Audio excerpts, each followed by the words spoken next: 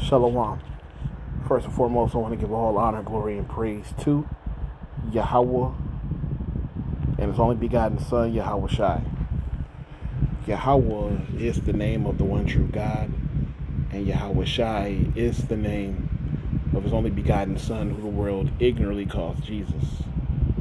And I want to give double honors to the apostles and the elders of Great Millstone. All right. This lesson is going to be about Satan cometh to steal. All right, he cometh to steal basically your position in the seat of salvation. All right, he's coming to trip you up to when you are weak.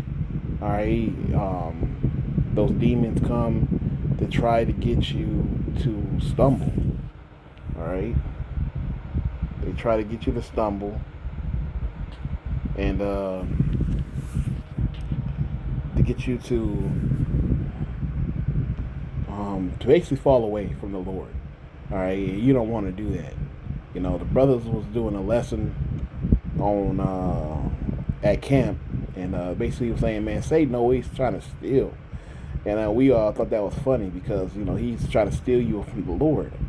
I mean, he sets traps and things of that nature, and you got to be watching out for him because he will use your family, your friends, your boss, all right, and just any random person to get you in a different spirit, in a mood, to get you to go off, all right, to get you to stumble, all right, and you don't reach your full purpose here on earth, which is to serve Yahweh Bahashem Yahweh Shai.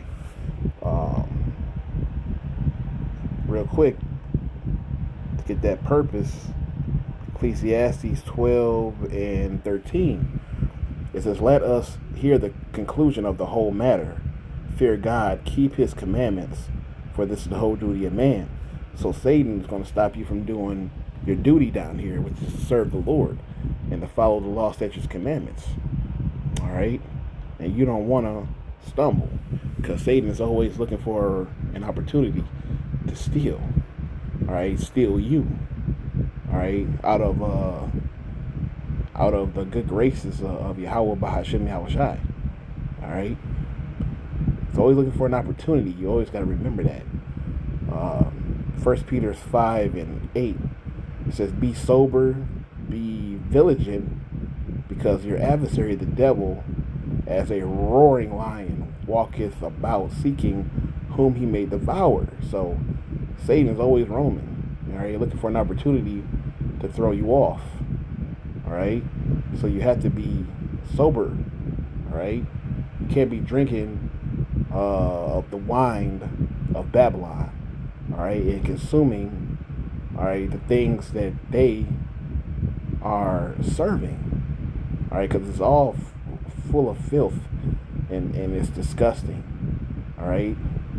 You know, scriptures talk about how oppression maketh the wise man mad, all right, and also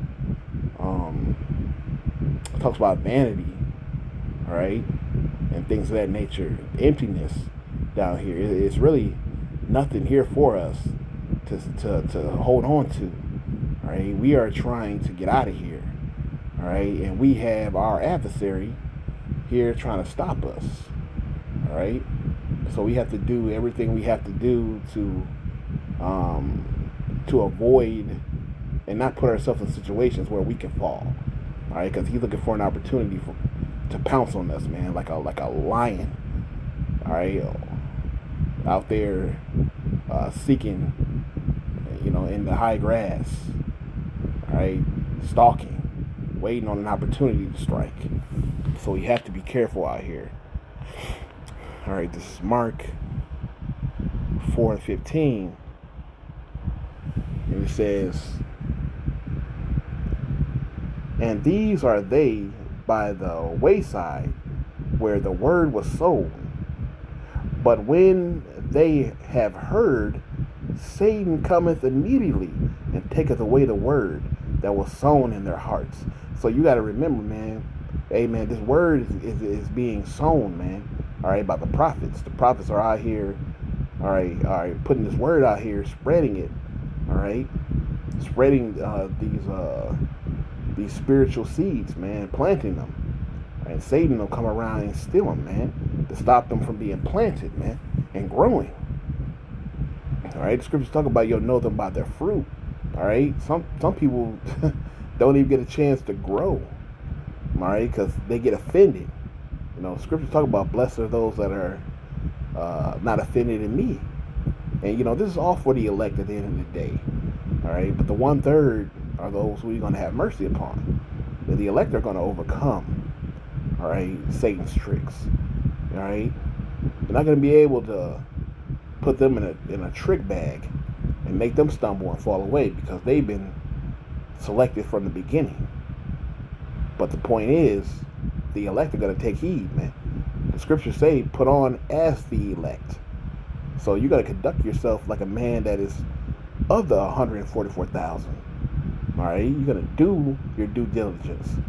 All right, and do what you're supposed to do. All right, and that's what it is. All right, so Satan, man, he'll come in and steal. All right, you got to be careful, you know, because he'll steal the word from your heart, man, which is your mind.